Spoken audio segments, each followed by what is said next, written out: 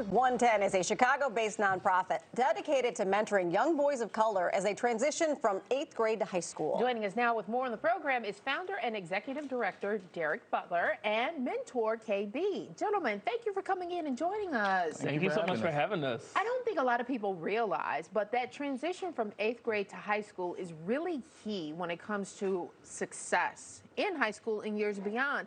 There's statistics behind that. Yes, yeah. The University of Chicago, which does all the research for how our program started, right?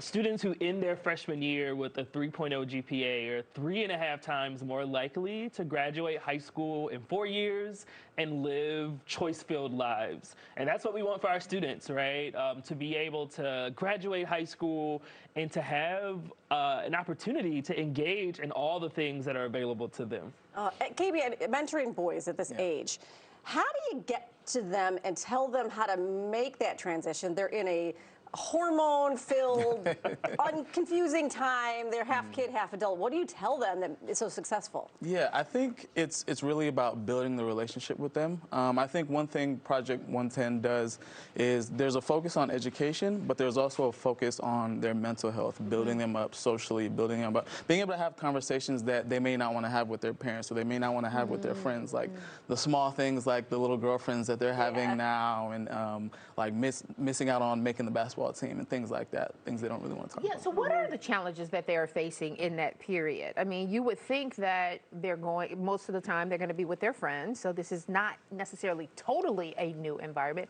What are the challenges that they're facing? Yeah, so I mean, it's multifaceted. At 13 and 14, right, this is the time in a life where you are beginning to kind of step away, right, from home, wanting to be a little bit more independent. You don't really want to listen to your parents. You're looking for external validation. And our work is really about, like, providing them that positive, supportive community so that while they're not like seeking their parents' advice anymore, they have a community of mentors and peers who they can go to and share with, like, I have this test coming up, or like this issue connecting with friends. But then two, the academic and social rigor of high school, right? It's about you taking the initiative to do a lot in high school. And we want to make sure that our students have the systems and strategies to achieve those goals. So it's not like the parents are not doing their job. It's not that they're missing something. No, not at all. Okay. Like, I think we were just talking about that, right? Like, every parent goes through that. I'm not a parent, but I taught middle school and I taught high school. And it's just something in that transition. And, you know, in that time, I was like, we have to do something. And that's kind of how Project 110 was started. I love that you're there because, like, we're talking about, my son's in this spot right now, and he doesn't want to listen to me because he's 50% kid and 50% on his way to adulthood. To have someone else to go to that he knows he could trust and kind of divulge the things he won't divulge to me and his dad, it's got to be huge for just for self-empowerment and self-esteem. Definitely, definitely. And I think back to like my high school experience. I had my older brother. He's 3 years older than me. In a lot of these situations, they may not have like that person that they can go talk to. And like you said, they don't want to talk to their parents. Like, and even some of the more sensitive things, they may not want to talk to their friends, but they know, like, I'm that detached person away from everything else they have going on that you can come to and talk to about anything. And I think that's definitely been the biggest thing. Okay, so we're looking at boys of color, Black and Latino, and you're also looking for mentors to start up for the next season. What are you looking for in those mentors? Yeah, so we've had an amazing year, and we're scaling up next year, right? So we'll be serving around 40 to 50 boys in our next cohort. So we need 40 to 50 mentors. We're looking for people who we have this list of social justice oriented, right? They understand the challenges that Black and brown boys are facing and really helping them navigate it.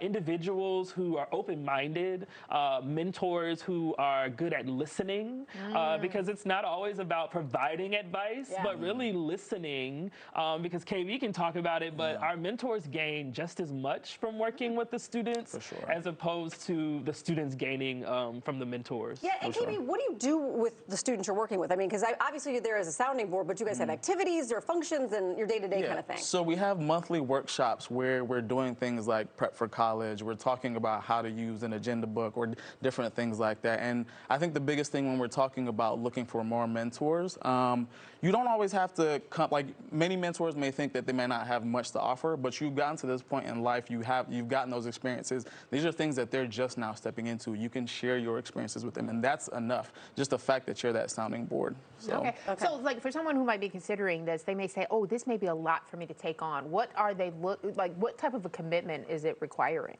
Yeah, so we ask our mentors to dedicate 4 hours a month, right? It's 4 hours a month to work with the student, and 2 hours of that is our monthly workshops. So you have 2 hours to decide how you want to engage with your student, whether that is grabbing lunch, right? Doing kind of a weekly phone call. We have a mentor who every week they kind of go, every month rather, they have like an outing. And we provide a stipend as well for mentors to kind of support them in having some type of activity. Now that the weather is getting really nice out again, a lot of mentors and students are like getting out and going to kind of different things. Exactly. Dinners. I was just at my mentee from last year. I was just at his wrestling matches, and he won sectional. So proud of him. So different cool. things like that, whether it's taking them out or supporting them in the activities that they're doing. Okay, before we let you go, for us parents, guys, give us one piece of advice for somebody who's worked with these boys on how to make their lives better. I would honestly say listening, right? It seems so simple, but really like being there to listen and to be able to show that you're listening by responding, by following up, and really being interested in like what they have going on. And I think the biggest thing I'm gonna follow up on the listening is that take their problems seriously. Like we may know that, okay, you didn't make the basketball team. There's so much more to life going on. But to them right then and there, that's the biggest thing going on in life. So they're like, I'm truly feeling sad about this. So take that time to truly take their problem seriously. All right, good advice. Derek and Taking it Katie, to heart. thank you so Thank you, much. guys. Project 110, you can find them at helloproject110.org. You see the social media handles and the mentorship as well. So reach out to them if you would like to join. Thank you so much, guys. Thank you all so much. Great.